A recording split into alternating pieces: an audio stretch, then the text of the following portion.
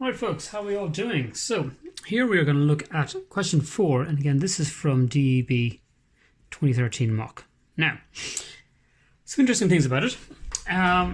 Given elevation and end view, project a plan, that's fine, that's fairly normal stuff. It'd be nicer if they told us which one was the elevation, which they didn't really do, so I'm going to decide that this is the elevation and this is the plan, this is the end view. Okay? You'll have that specified in a normal question. A development of the curved surface of A. Now, I would really like to develop this up here, but I'm not entirely sure I have space. So what I'm going to try and do is park everything down on the page a bit, and we'll see can we go. Again, in an exam, this is not a big deal. Once you stick it in the middle, you have loads of space. Finally, the sloping surface B. This is a little bit funkier looking, but of course what it really is actually the inside of a cone. Okay, and if you weren't sure about it, well, we'll think, what are the two types of developments I tend to get asked? They tend to be cylinders and cones, and that comes together. So this is a sneaky little one. That's why I like this question. It's a good bit of practice for us. Okay, so let's think first of all, what sizes are these things going to be? So there is A, and it is going to be 50 plus 35, so it's going to be 85 high, 120 across. I know these are very small, but you guys can kind of figure this out. So I've decided my plan is going to go down here. So again, it's going to be 70. My end view, which is B, is going to be 85 high, and of course 70 across, radius 35. So now I know my kind of sizes, and I think I have a bit of hope of this fitting. So I'm going to put this in on my page like that, with this guy down in the bottom right corner. Okay, here we go. Now, so this one we do have a bit of hope of this whole thing fitting in. So we just make a little note. That's going to be my XY line. So there we are. Just going to make sure now this is sitting on it. I'm going to do a little focusy thing here. Okay. So we just choose a point along this, and I may as well use my numbers here. So I'm going to take 42 on my ruler down to 30 because it's just easy to work with. All right, so we have a 20mm gap. Oops. And we decided this was 70. Now, I'm going to be a little bit careful on this one because I do want to draw this as an arc and then project. So I'm actually not going to put that bottom edge in there. All right, what I'm going to do is I'm going to mark the halfway point. And I'm going to go off and put that in. So just to show you how this is going to work.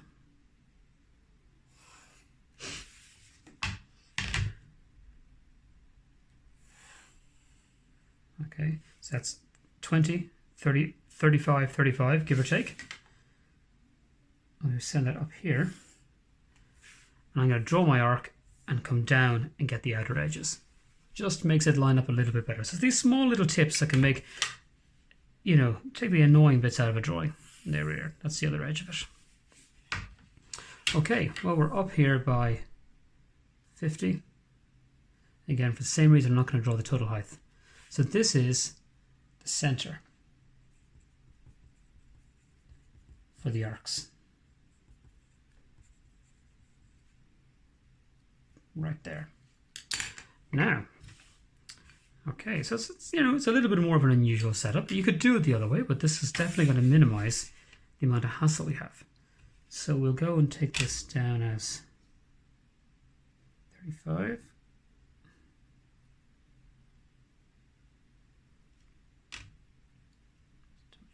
There we go. Okay, so before I draw that, I do want a horizontal line so I know where to stop. I can send that right across because I'll use it throughout the whole drawing. Now the sun has gone in, so I just want to readjust our exposure a little bit. There we go.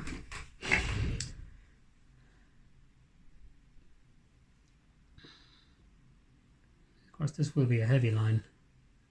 There we go. Now that I have that, I'm going to be absolutely bang on with my dimensions when I project across from it. There. And when I send it down across here. So small things that do make a drawing that bit more accurate.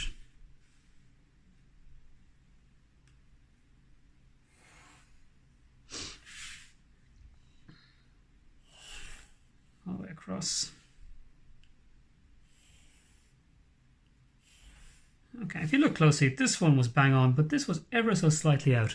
Small little thing, I'm not sure if you can see it in the video, but it's out by just under a mil. Now it's not. Now the whole thing is perfect. Okay, so we'll go over and we can just make that heavy the way it should be. Make this guy heavy. Alright. And this is actually quite a straightforward drawing.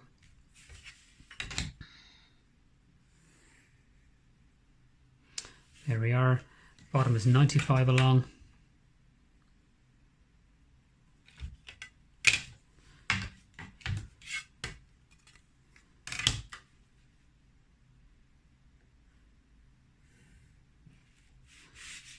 Okay.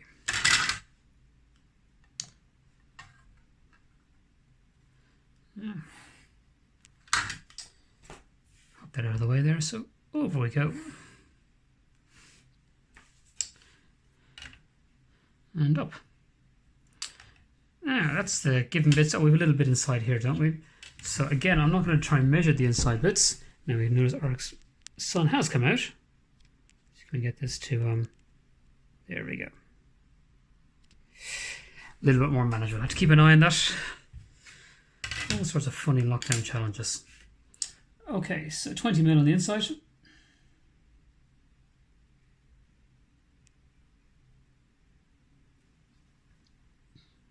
I know where I'm stopping because I have my line here. And I'm getting that heavy weight by really twisting the pencil onto the page. Okay, so we get our insides, and they can go whole way down. So they're heavy line to here, and then light construction line. You might find it easier to do the construction and then go back and do the heavy line, whichever suits you best. And don't forget about these little edges here. And here.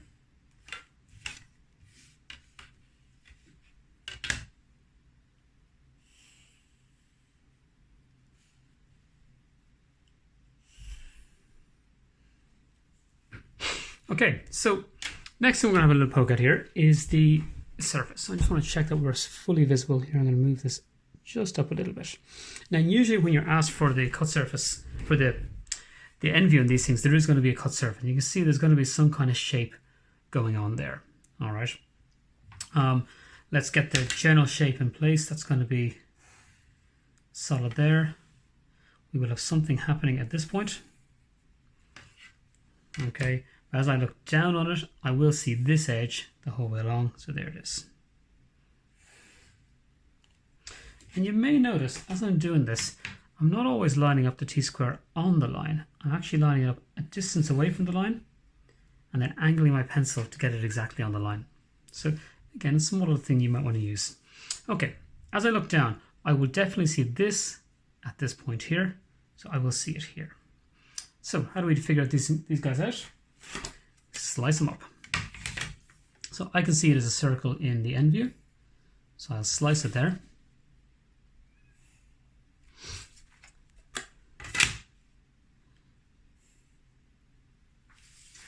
Okay, this is just like you get in question 1.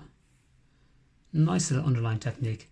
So we're going to call those points 1, 2, 3, 4, 5, 6, and 7. Well, 4 is over here. 1 and 7 are here. So they're down there. Now, 1 is the bottom one, so you can follow it down this side here. So that's 1. That's 7. And 4 is in the middle. So now I can kind of see, even if I couldn't visualize this shape so well, give yourself a little bit more exposure. There we go. I can see the shape is going to go like that. So all we're going to do is bring the other points across and line them up. So I'm just going to do them in pairs. I always like working in pairs because if you bring all the lines over together, it can get confusing quite easily. So that's 3 and 5. 3 and 5. Send them down here.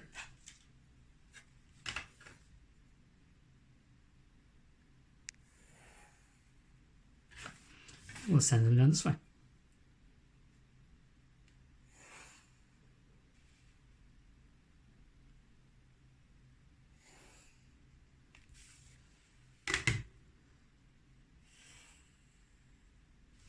And you're looking for symmetry. actually forgot to bring that all the way down there. So I'm looking for that gap to be about the same as that gap. They're a teeny bit out, but they're good enough. That's 5. And that's 3, because it's going down to 1. Or you could follow it down from 3, whichever works for you. Okay, same thing again. Let's bring 2 and 6.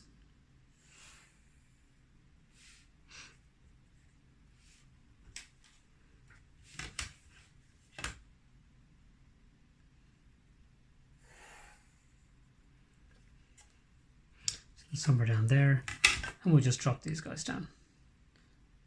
So again, you can see this is pretty much the same technique you use in output 2, or not output 2, God, I've been doing DCG this morning. In question 2, when you have your rotations, and you have a circle that you need to bring across. So it's really worth getting your head around this technique, and it's not very hard when you get into it. There's 6, and there we have it. Nice little ellipse. I go light first, get a feel for the shape of it, and then we can go over heavy and get a heavy line.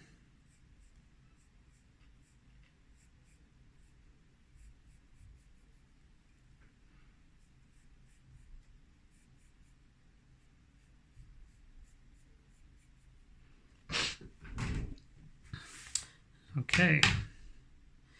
Now, unfortunately, as I look at this drawing, we're not out of the woods yet. Okay, that's the stuff we can see. What about the stuff we can't? Well, this is hollow the whole way through. Okay, so there's a hidden line running along here. Now that one's not too bad because I can see there's the edge. This one here, the upper one. Okay, and that stops at this point, so it's hidden all the way along here.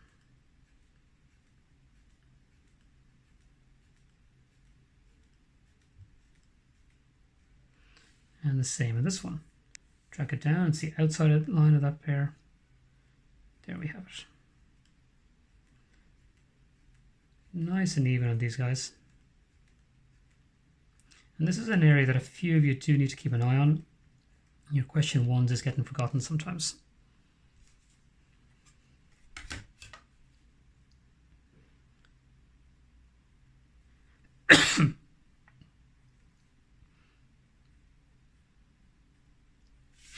Okay, so that's where that kind of stops. Now, what's going on the inside? And this, I'm afraid, is where it's just a little bit annoying. We've got to do another curve. All right, now this will be a bit unusual. You wouldn't always get this in a question. So over we go. Now, in order to, I'm actually just going to bring this one across point by point on its own. So there we go. Now, if you know what you're at, you'll be okay with this. And okay, so these ones are going through the 2 and 6 line. So they're on that line. So let's come down here.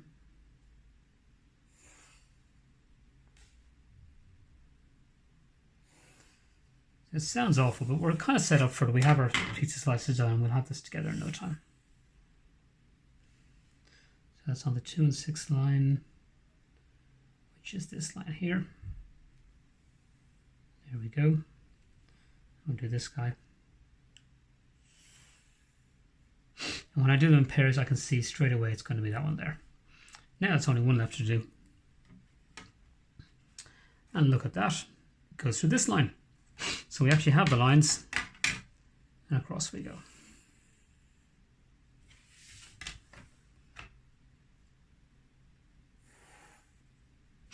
Now, which lines is it's got to be this point here, I suspect. Yep, that's it there. And that's it there. Okay, so that was a little bit annoying. You wouldn't always be asked that kind of thing, but it's no harm to be able to know that it could happen. And it's got to be hidden. And this is kind of easy because I'm really just tracking the outside curve. Here we go. Phew, now we've got all that done. So, where are we going to go next? Well, we got to develop this guy. Now, I'd really like to go up, all right? But I'm worried it may not be possible. Brighten this up a bit. So it depends how much space I have left.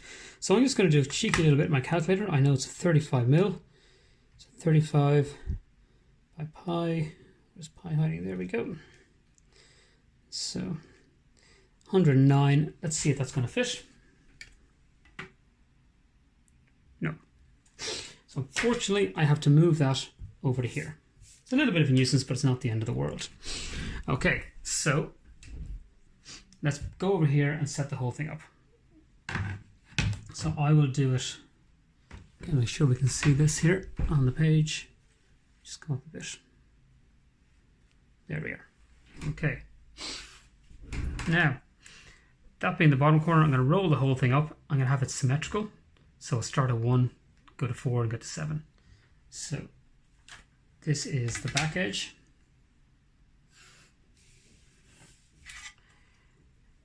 (95) and 120, just like the dimensions for my drawing.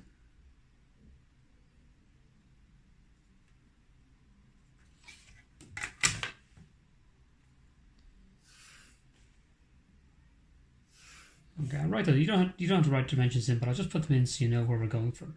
All right. So this is the back. This is the front. This is going to be 1 here. Okay. I'm going to roll the whole way around. Well, how far up?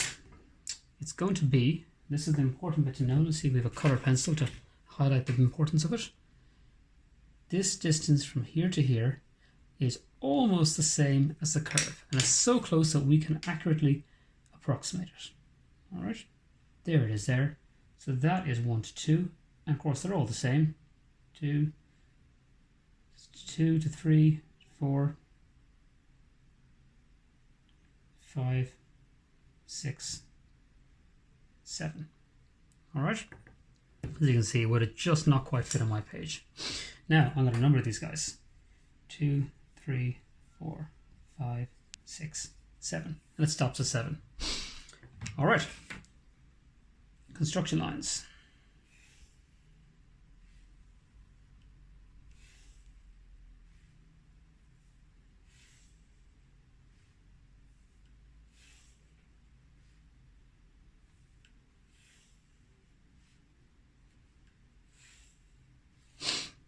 And I'll just rub out these upper guys here. I have a bit of space for our last development up there. Now, okay, so I'm going to readjust here. Sorry, I didn't realize we slipped off camera slightly.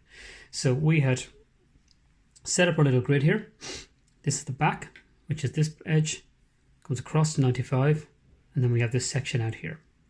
As we roll upwards, this first edge is going to be this line from 1 to 0. So you can see we can heavy this in.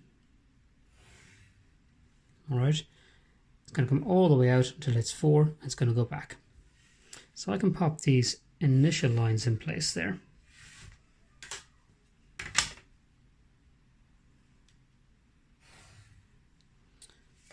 Okay, well, how far along does it go?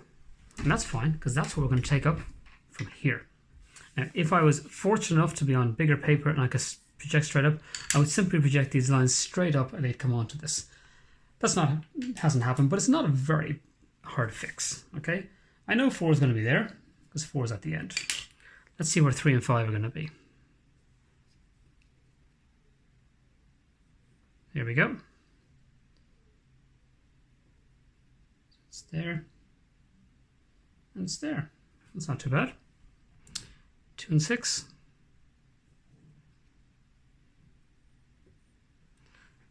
There and there. So, actually, it didn't really take us all that long to do. And now we're just going to freehand in this curve. Now I shouldn't see a point. It does kind of even out at this point. It kind of flattens off and comes back down again. A little bit of wobble there, so we'll just fix this in our constructions.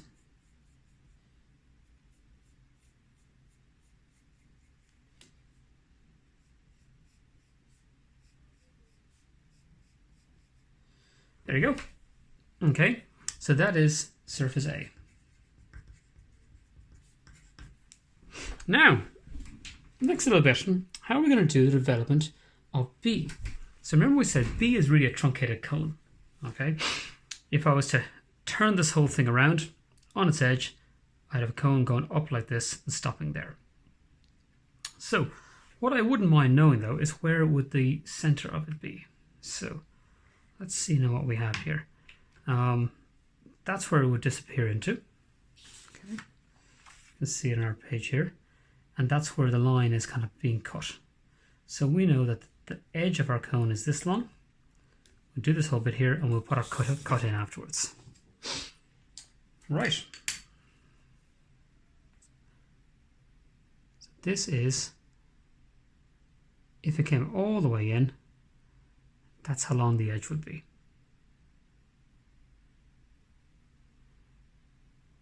Except it isn't. Apologies. And use those around there.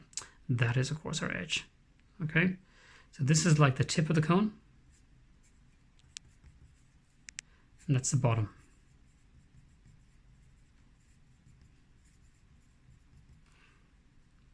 So there, this is the full length of the edge of the cone. So that's what we're going to use. Stick compass in, give you a nice big arc. All right. If you're more on the ball, you would have put that press in before you stuck your compass in, but hey, we'll solve it afterwards. Okay.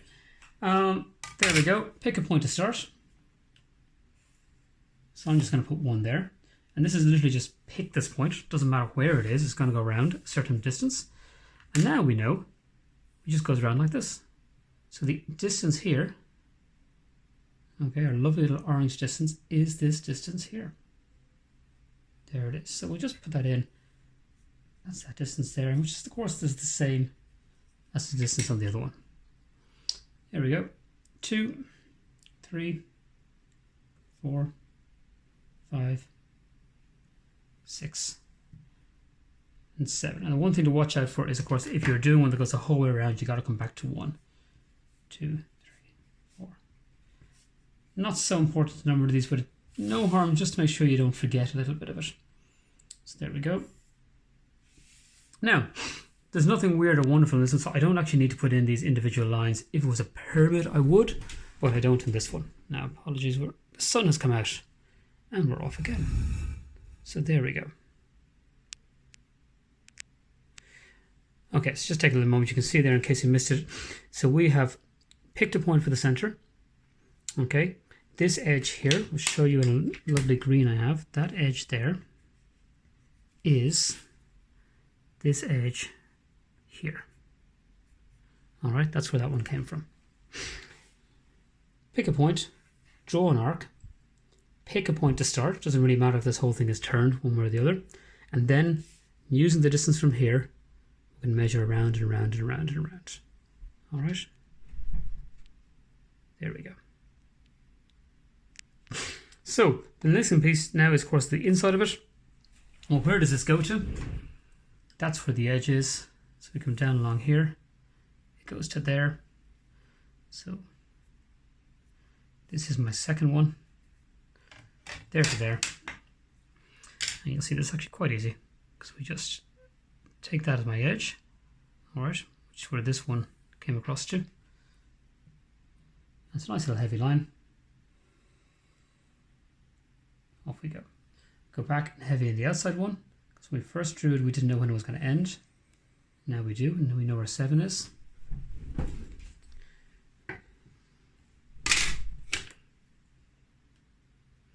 And just pop the edges in.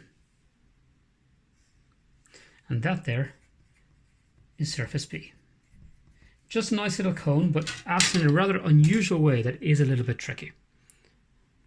There we are. 24 minutes. See how you get on.